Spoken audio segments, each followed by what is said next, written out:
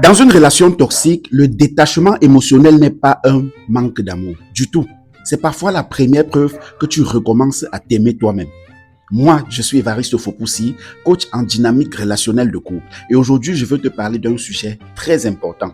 L'importance du détachement émotionnel dans une relation toxique. Parce que beaucoup de personnes confondent l'amour avec l'attachement excessif. Elles pensent que parce qu'elles aiment, elles doivent tout supporter, tout comprendre, tout pardonner, tout attendre, tout excuser.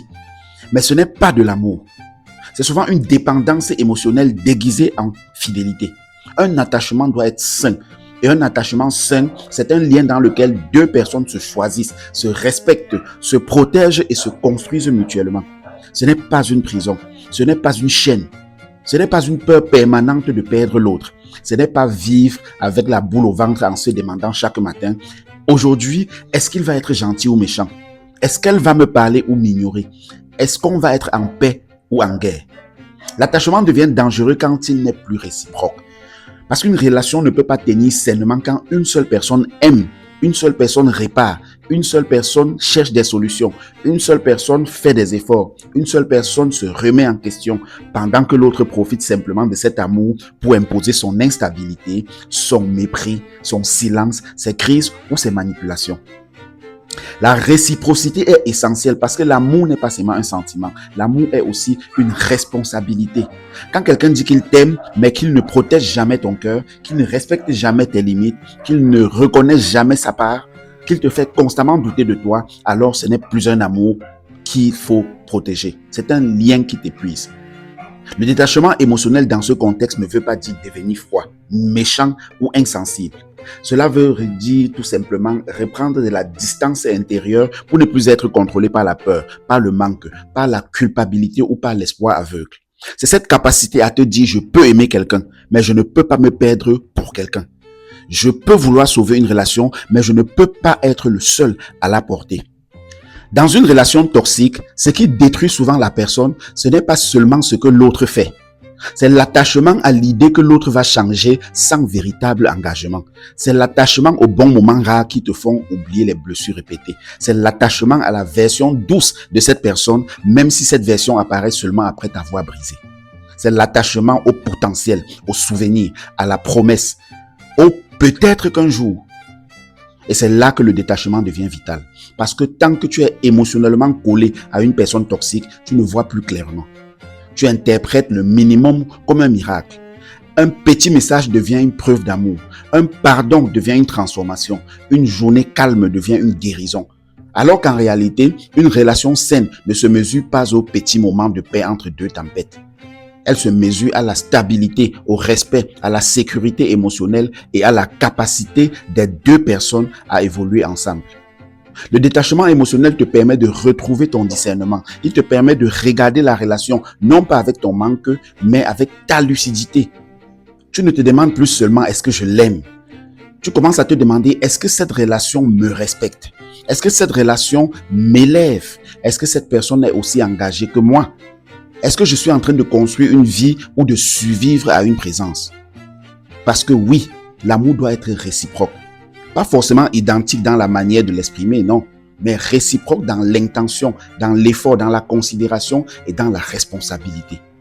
Tu peux aimer plus fort que l'autre pendant une période difficile, mais tu ne peux pas aimer seul pendant des années et appeler cela une relation saine. Une relation saine, ce n'est pas une personne qui donne et l'autre qui prend, jamais. Ce n'est pas une personne qui pleure et l'autre qui minimise. Ce n'est pas une personne qui demande du respect et l'autre qui répond par le silence ou la colère. Le détachement émotionnel, c'est aussi comprendre que ton cœur n'est pas un terrain d'expérimentation pour les blessures non traitées de quelqu'un d'autre. Tu peux accompagner quelqu'un, tu peux l'encourager, tu peux pardonner quelqu'un, mais tu ne peux pas guérir quelqu'un à sa place. Et surtout, tu ne peux pas continuer à te sacrifier pour quelqu'un qui ne voit même pas la valeur de ce que tu es en train de sacrifier. Dans les relations toxiques, beaucoup restent parce qu'ils confondent l'attachement avec le destin. Ils disent, je n'arrive pas à partir, donc c'est peut-être que je l'aime vraiment. Non. Parfois, tu n'arrives pas à partir parce que ton système émotionnel est habitué à l'instabilité. Parfois, tu n'arrives pas à partir parce que tu as peur du vide. Parfois, tu n'arrives pas à partir parce que tu as investi trop de temps, trop de ton énergie, trop de souvenirs.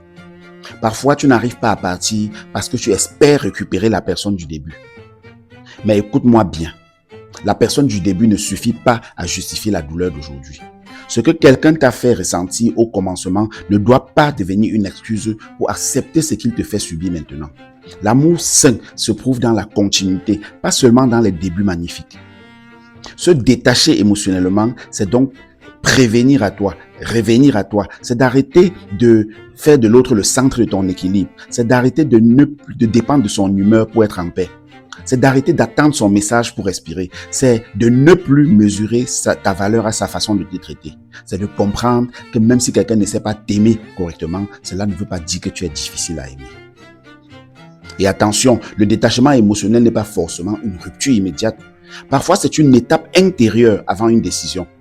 C'est le moment où tu observes les faits au lieu de te laisser hypnotiser par les promesses. C'est le moment où tu poses des limites claires. C'est le moment où tu arrêtes de courir derrière quelqu'un qui marche tranquillement sur tes blessures. C'est le moment où tu dis, je vais bien construire, je veux bien le faire, mais je ne vais plus détruire. Dans une relation toxique, le détachement te protège de la manipulation. Parce qu'une personne qui sait que tu es trop attaché peut utiliser ton amour contre toi. Elle sait que tu vas revenir. Elle sait que tu vas pardonner. Elle sait que tu vas culpabiliser. Elle sait que tu vas te demander si tu n'exagères pas.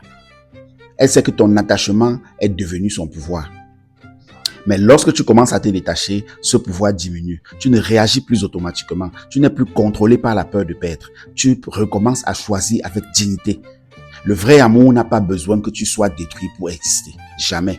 Le vrai amour ne te demande pas de renoncer à ton équilibre, à ton sommeil, à ta paix, à ta santé mentale, à ta dignité. Non. Le vrai amour ne te met pas constamment dans une position où tu dois supplier pour recevoir le strict minimum. Non. Le vrai amour n'est pas parfait, mais il est responsable. Il peut reconnaître des difficultés, mais il ne transforme pas ton cœur en champ de bataille permanent. Un attachement sain, c'est quand tu peux aimer sans te perdre. C'est quand tu peux donner sans t'appauvrir intérieurement. C'est quand tu peux être proche de l'autre sans être prisonnier de cette personne. C'est quand la relation te donne de la force, même dans les périodes compliquées. C'est quand les deux personnes comprennent que l'amour n'est pas seulement « je ressens », mais aussi « je protège ce que nous construisons ». Alors pose-toi cette question simple. Est-ce que ton attachement est en train de te rendre plus stable ou plus fragile? Est-ce qu'il te rapproche de toi-même ou est-ce qu'il t'éloigne de ta propre dignité?